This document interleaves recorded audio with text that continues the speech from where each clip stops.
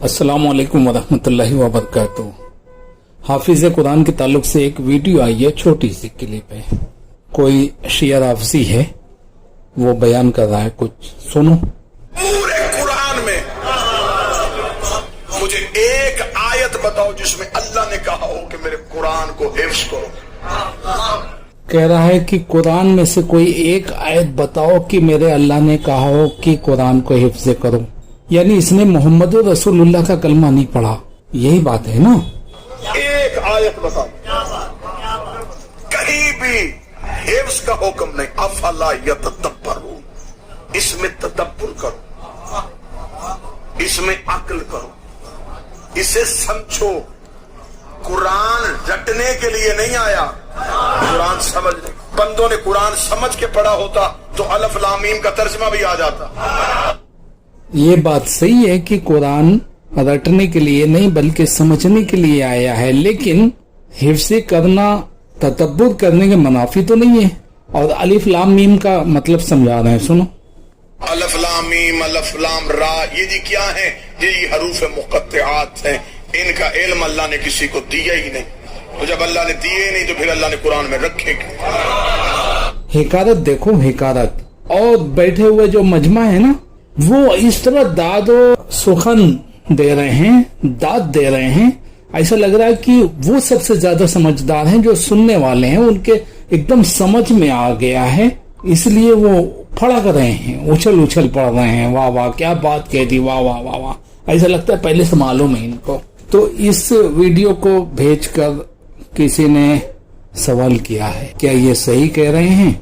तो इसका जवाब ये है, कुरान करीम हिफ्ज़ करना एक इबादत है और इस इबादत के जरिए हाफिज कुरान रज़ाए इलाही चाहता है और आखिरत में सवाब लेना चाहता है। अगर हाफिज की ये नियत न हो तो फिर उसको कुछ भी अजर नहीं मिलेगा और इस इबादत को गैरुल्लाह के लिए बजा लाने पर अजाब दिया जाएगा। यानी कुरान को हिफ्ज़ करना इबादत समझकर कि अल्लाह की खुशनुदी हासिल होगी और ये एक तरह की इबादत भी है। अगर ये नियत ना हो, कोई और नियत हो, तो फिर ये तसव्वुर किया जाएगा कि ये इबादत गैरुल्लाह के लिए की जा रही है।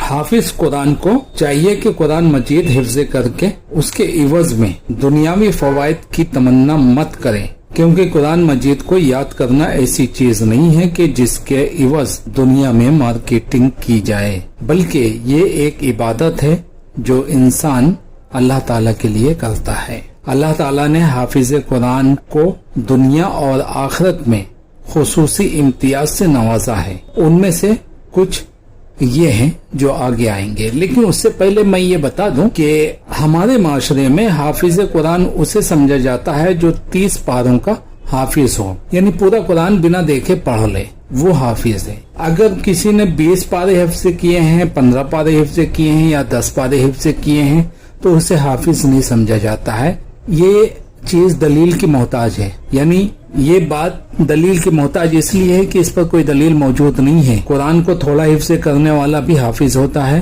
और ज्यादा हिफ्ज़ करने वाला भी हाफिज होता है, पूरा हिफ्ज़ करने वाला भी हाफिज होता है। शरीयत की इस्तिलाह में, बल्कि मुहद्दिसीन की इस्तिलाह में, हाफिज तो उसे कहा जाता है जो 1 लाख हदीस का हाफिज हो। 1 लाख हदीसें उसको याद हों तो उसके नाम के आगे हाफिज लगा दिया जाता है। जैसे PhD करने वाले के नाम के आगे डॉक्टर लग जाता है, इसी तरह हाफिज लग जाता है। जैसे हाफिज इब्न कसीर, हाफिज इब्न असीर और भी जिन मुहद्दिसीन के नाम के आगे हाफिज लगा हुआ है या मुफस्सिरीन के नाम के आगे हाफिज लगा हुआ है, वो 1 लाख हदीस के हाफिज होते हैं। कुरान को हिफ्ज़ करने वाले को हाफिज कहा जाता है, ये सिर्फ हमारे माशरे में चलता है, लेकिन इसमें कोई एतराज नहीं है, कोई हर्ज नहीं है। हर्ज तो ये है कि जो थोड़ा भी कुरान याद किए हुए उसको हाफिज ही नहीं समझा जाता, तो पूरा कुरान याद करने वाले को हाफिज क्यों समझा जाता है? क्योंकि मुहद्दिसीन की अदालत में तो 1 लाख हदीस का हाफिज को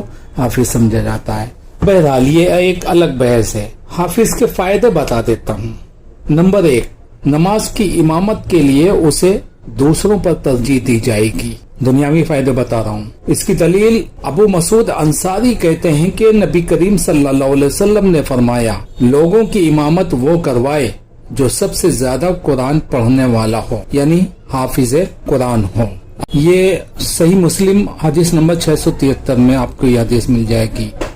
عبداللہ بن عمر کہتے ہیں کہ جس وقت اولین مہاجرین قبا کے قریب عصبہ جگہ پر رسول اللہ صلی اللہ علیہ وسلم کی آمد سے پہلے آئے تو ان کی امامت سالم مولا ابو حذیفہ کرواتے تھے۔ ان کا نام سامل تھا، مولا ابو حذیفہ اس لیے کہتے ہیں کہ ابو حذیفہ نے انہیں آزاد کر دیا تھا اپنے غلام کو، اس لیے وہ مولا ہو گئے ابو حذیفہ کے۔ تو وہ امامت کرواتے تھے کیونکہ آپ کو سب سے زیادہ قرآن مجید یاد تھا۔ بخاری 660۔ نمبر 2، اگر مجبوری کی بنا پر حافظ کے ساتھ کسی اور کو قبر میں دفن کرنا پڑے تو قبلے کی جانب حافظ کو اور اس کے پیچھے دوسری میت کو دفن کریں گے۔ یہ دوسرا فائدہ ہے۔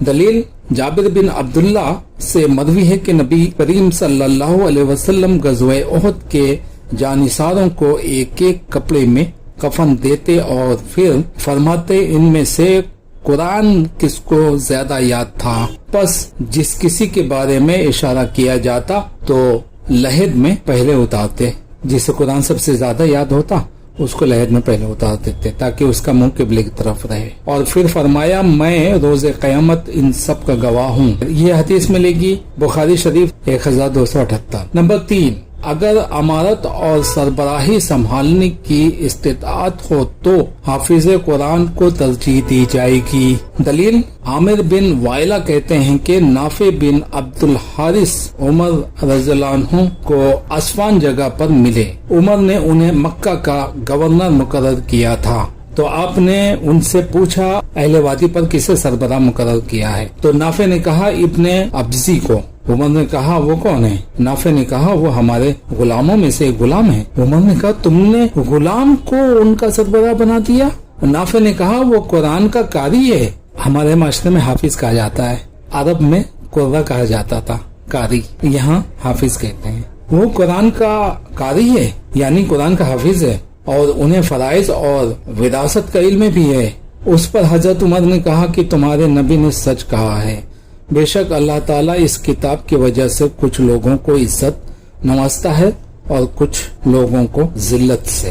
صحیح مسلم 817۔ آخرت میں حافظ کو ملنے والی امتیازی خوبیاں یہ ہیں۔ دنیاوی فائدے بتا دیے ہیں، اب آخرت کے فائدے سن لو۔ حافظ قرآن کا جنت میں ٹھکانہ وہاں ہوگا جہاں وہ آخری آیت پڑھے گا۔ یہ نمبر 4 ہے۔ اس کی دلیل عبداللہ بن عمر نبی کریم صلی اللہ علیہ وسلم سے بیان کرتے ہیں کہ صاحب قرآن سے کہا جائے گا پڑھتے جاؤ اور چڑھتے جاؤ اور اس طرح ٹھہر ٹھہر کر پڑھو جیسے تم دنیا میں پڑھتے تھے، کیونکہ تمہارا ٹھکانہ وہی ہوگا جہاں تم آخری آیت پڑھو گے۔ ترمذی 2914 اور صحیح ترمذی 2329 اور ابو داؤد 1464۔ اس حدیث میں پڑھنے کا مطلب یہ ہے کہ زبانی پڑھتا جا یعنی حافظ قرآن۔ نمبر 5 فائدے گنا رہا ہوں۔ نمبر 5 پانچواں فائدہ، حافظ قرآن فرشتوں کے ہمراہ اپنے گھروں میں ہوگا۔ عائشہ رضی اللہ عنہا سے مروی ہے کہ رسول اللہ صلی اللہ علیہ وسلم نے فرمایا اس شخص کی مثال جو قرآن پڑھتا ہے اور قرآن کا حافظ بھی ہے تو وہ نیک محرر فرشتوں کے ہمراہ ہوگا، اور جو شخص قرآن پڑھتا ہے لیکن قرآن پڑھنا اس کے لیے مشکل ہو جاتا ہے تو اس کے لیے دوہرا اجر ہے۔ بخاری 4653، مسلم 798۔ نمبر 6 چھٹواں فائدہ، اسے معزز تاج اور مکرم لباس پہنایا جائے گا۔ ابو ہریرہ رضی اللہ عنہ کہتے ہیں کہ نبی کریم صلی اللہ علیہ وسلم نے فرمایا قرآن کریم قیامت کے دن آ کر کہے گا پروردگار اسے مزین فرما دے، تو اسے معزز تاج پہنایا جائے گا۔ پھر قرآن کہے گا کہ یا رب مزید مزین فرما دے، تو پھر اسے مکرم لباس پہنایا جائے گا۔ پھر قرآن کہے گا یا رب اس سے راضی ہو جا، تو اسے کہا جائے گا پڑھتا جا چڑھتا جا، اور ہر ایک کے پڑھنے پر اس کا حسن دوبالا ہوتا جائے گا۔ اسے ترمذی 2915 نے روایت کیا ہے اور اسے حسن صحیح قرار دیا ہے، اور علامہ البانی نے اس کو صحیح ترمذی 2328 میں حسن کہا ہے۔ 7واں فائدہ، قرآن پڑھنے والے کے لیے قرآن اللہ تعالیٰ کے ہاں شفاعت کرے گا۔ دلیل ابو امامہ باہلی کہتے ہیں کہ میں نے رسول صلی اللہ علیہ وسلم سے سنا، آپ فرما رہے تھے قرآن پڑھو کیونکہ یہ قرآن پڑھنے والوں کے لیے روز قیامت سفارش بن کر آئے گا۔ تم سورہ بقرہ اور آل عمران پڑھو، یہ روز قیامت آئیں گے، گویا کہ یہ دو بادل ہیں یا دو صاحبان یا اڑنے والے دو پرندوں کے جھنڈ ہیں، یہ اپنے پڑھنے والوں کے لیے تکرار کریں گی۔ تم سورت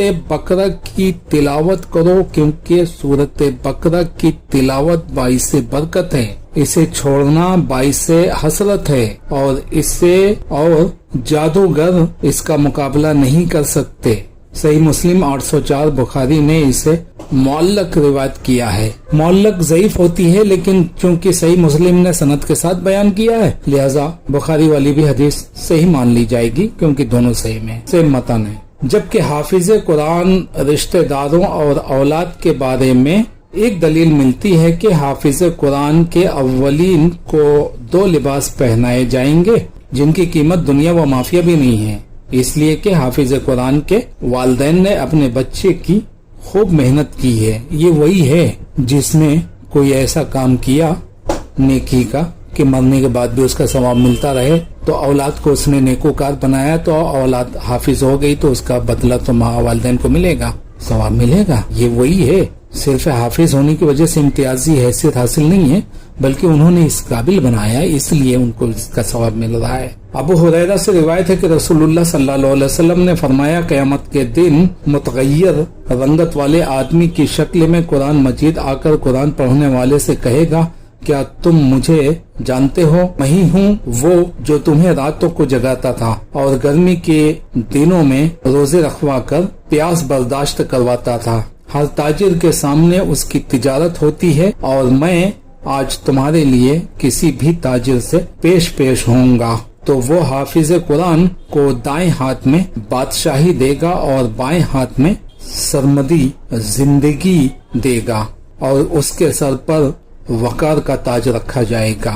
اس کے والدین کو 2 ایسے لباس پہنائے جائیں گے کہ دنیا و مافیا بھی اس کے برابر نہیں پہنچ سکتی۔ تو والدین کہیں گے پروردگار یہ ہمارے لیے کہاں سے؟ تو انہیں کہا جائے گا کہ تم نے اپنے بچوں کو قرآن کی تعلیم دی، اس کے عوض تم کو یہ ملا۔ طبرانی نے اسے معجم الاوسط جلد 6 صفحہ 51 میں روایت کیا ہے۔ اسی طرح بریدہ کہتے ہیں کہ رسول اللہ صلی اللہ علیہ وسلم نے فرمایا جو شخص قرآن کریم پڑھے اور پھر اس کے احکام سیکھے اور اس پر عمل بھی کرے تو اللہ تعالیٰ اس کے والدین کو نور کا تاج پہنائے گا، اس کی روشنی سورج جیسی ہوگی۔ اس کے والدین کو 2 ایسے لباس پہنائے جائیں گے کہ پوری دنیا میں بھی اس کے برابر نہ پہنچ سکے۔ تو والدین کہیں گے کہ پروردگار یہ ہمیں کس کے عوض پہنایا گیا ہے؟ تو انہیں کہا جائے گا کہ تمہارے بچوں کے قرآن سیکھنے کی وجہ سے۔ حاکم جلد 1 صفحہ 756 نے اسے روایت کیا ہے۔ یہ دونوں حدیثیں ایک دوسرے کو حسن درجے تک پہنچا دیتی ہیں۔ اس بارے میں مزید آپ سلسلۃ الصحیحہ 2829 کا مطالعہ کریں۔ یہ ہیں حافظ کی خصوصیات۔ ان میں ضروری نہیں ہے کہ وہ پورے قرآن کا حافظ ہو تبھی یہ خصوصیات حاصل ہوں گی۔ اصل میں اس رافضی نے حافظ قرآن کی فضیلت کا انکار اس لیے کیا گیا ہے کہ رافضیوں کے بارے میں یہ مشہور ہے کہ ان کے ہاں حافظ قرآن نہیں ہوتے کوئی بھی۔ میں کہتا ہوں کہ یہ بات سارے شیعوں پر لاگو نہیں ہوتی ہے، یہاں ان میں کچھ فرقے ایسے ہیں جن کے ہاں حافظ کی کوئی اہمیت نہیں ہے، جیسا کہ اس نے حکایت ظاہر کی ہے حافظ قرآن کے بارے میں۔